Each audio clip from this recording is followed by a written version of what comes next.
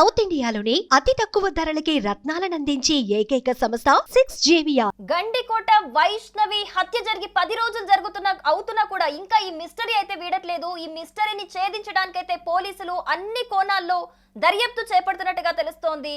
ఇప్పటికే పోలీసులు వైష్ణవి ప్రియుడు లోకేష్ ని విచారించారు.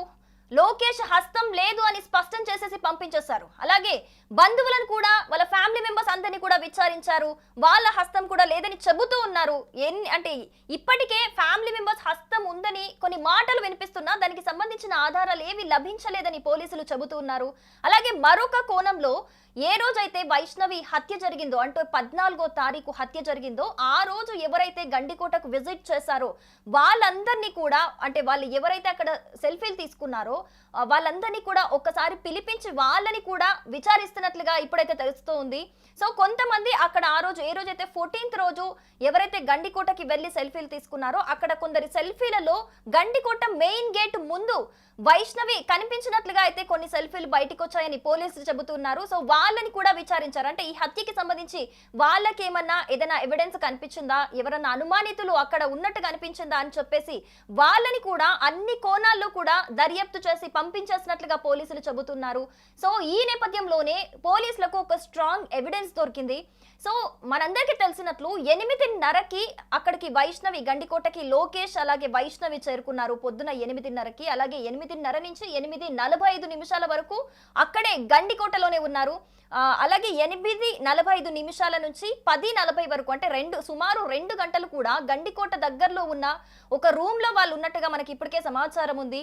అలాగే ఈ నేపథ్యంలో అంటే ఎప్పుడైతే వాళ్ళకి ఇన్ఫర్మేషన్ తెలిసింది ఫ్యామిలీ వాళ్ళకి అంతే తెలిసిందో వీళ్ళిద్దరికి లోకేష్ కి అలాగే వైష్ణవికి ఒక్కసారిగా వాళ్ళు డిస్కస్ చేసుకొని వైష్ణవి వెళ్ళిపోమని చెప్పింది. అందుకే నేను గండికోట గేట్ ముందు వైష్ణవిని వదిలేసి వెళ్ళిపోయాను, తనే నేను చూసుకుంటాను వెళ్ళిపో అని చెప్పిందని నేను వచ్చేసాను అని చెప్పేసి విచారించినప్పుడు లోకేష్ చెప్పినట్టుగా మనకి ఇప్పటికే సమాచారం ఉంది.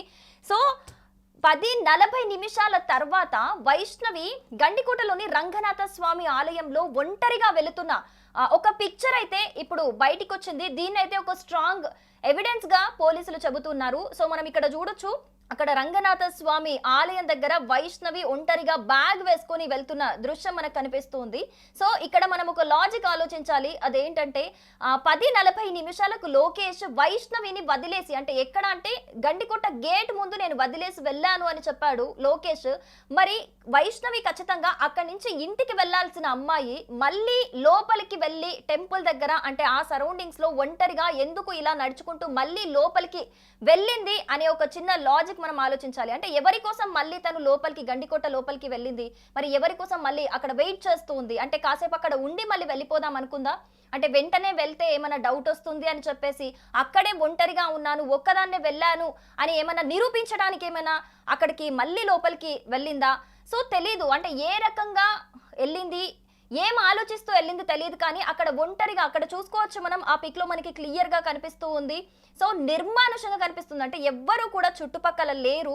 మరి ఇది కూడా అక్కడ మరి ఎవరు తీశారు ఈ పిక్ అనేది కూడా మనం ఆలోచించాలి. సో అక్కడ ఆల్రెడీ ఉన్న వాళ్ళు ఎవరైతే ఉన్నారో వాళ్ళు సెల్ఫీలు తీసుకున్న కొన్ని పిక్చర్స్ లో అయితే వైష్ణవి కనిపించిందని చెబుతున్నారు. మరి ఒకవేళ వాళ్ళు తీసుకున్న సెల్ఫీస్ లో కనుక వైష్ణవి కనిపిస్తే మరి ఈ హత్యకి సంబంధించి వాళ్ళకేమైనా ఇన్ఫర్మేషన్ తెలుసా, ఎవరైనా అనుమానితులుగా కనిపించారా, అసలు ఇప్పుడు ఈ మర్డర్ అనేది ఎప్పుడు జరిగింది, ఇలాంటి ప్రశ్నలన్నీ ఉత్పన్నమవుతున్నాయి. ఈ కోణంలోనే ఇప్పుడు పోలీసులు వాళ్ళందరినీ కూడా పిలిచి దర్యాప్తు చేపడుతున్నట్టుగా తెలుస్తోంది.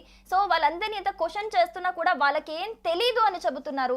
మరి ఈ 10:40 తర్వాత వైష్ణవి మరి ఒంటరిగా ఆ పిక్చర్ లో చూస్తున్నట్టు రంగనాథ స్వామి ఆలయం దగ్గర ఎందుకు ఒంటరిగా అలా నడుచుకుంటూ వెళ్తుంది, అంటే కాసేపు అక్కడ ఉండి వెళ్దాం అనుకుందా, లేకపోతే ముందు తెలిసినట్టు అంటే ఎవరికైతే వాళ్ళ ఫ్రెండ్స్ కి చెప్పిందని మనకు ముందే వాళ్ళ ఎవరైతే వైష్ణవి సన్నిహితులు ఉన్నారో వాళ్ళ ఫ్రెండ్స్ వాళ్ళు ముందే చెప్పారు రేపు నేను గండికోట వెళ్తున్నాను అని ఇన్ఫర్మేషన్ వాళ్ళకు తెలుసు అని చెప్పేసి.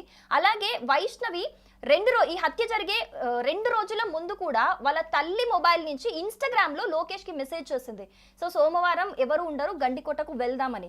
మరి ఈ ఇన్ఫర్మేషన్ ఆల్రెడీ ఫ్యామిలీ మెంబర్స్ కి తెలిసి మరి ఇలా నిర్మానుషమైన ప్లేస్ అంటే ఒక పథకం ప్రకారం ఫ్యామిలీ మెంబర్స్ కావచ్చు లేకపోతే ఇన్ఫర్మేషన్ తెలిసిన ఎవరైనా కావచ్చు, మేబీ ఒక పథకం ప్రకారం ఎవరైనా ఇలాంటి నిర్మానుష ప్రదేశంలో ఏదైనా ప్రీ ప్లాన్డ్ గా స్కెచ్ వేసి ఉంటారా. సో ఇలాంటి అన్ని కోణాల్లో అయితే ఇప్పుడు పోలీసులు దర్యాప్తు చేపడుతున్నట్టుగా తెలుస్తోంది. సో ఇప్పటికే దీనికి సంబంధించి అంటే ఎవరెవరైతే పర్యాటకులు వచ్చారో, అలాగే వైష్ణవికి సంబంధించి ఎవరికైతే గండికోటకి వెళ్తుంది సోమవారం అనే విషయం తెలుసో వీళ్ళందరినీ కూడా పోలీసులు ఇప్పుడు పిలిచి విచారిస్తున్నట్లుగా మనకి తెలుస్తూ ఉంది.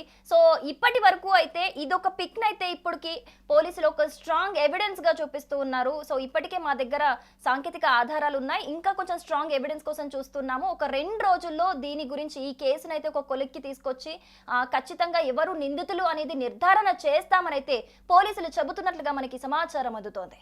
సుమన్ టీవీలో మీ పర్సనల్ అండ్ బిజినెస్ ప్రమోషన్స్ కోసం కింది నెంబర్కి కాంటాక్ట్ చేయండి.